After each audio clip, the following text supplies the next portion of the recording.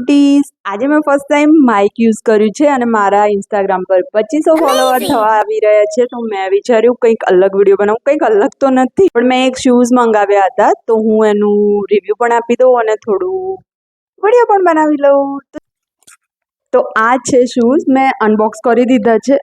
ઓ બાપ રે, ફર્સ્ટમાં જ જો મારી હાલત. નાયકા મેન લખ્યું છે પણ નાયકા વુમન, મતલબ મેં મારી માટે મંગાવ્યા છે શૂઝ. તો ફટાફટ આપણે ઓપન કરી લઈએ. જો કેટલો મસ્ત કલર આવ્યો છે. ચલો ફટાફટ વેર કરી લઉં છું. ગાઈઝ, પોતાના મા બાપને હંમેશા થેન્ક યુ કહેતા રહેજો.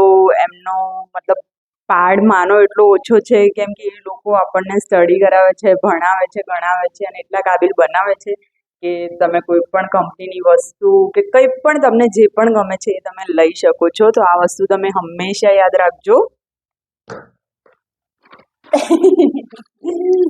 બહુ બધી ભૂલો થશે, બધું જ ઇગ્નોર કરજો.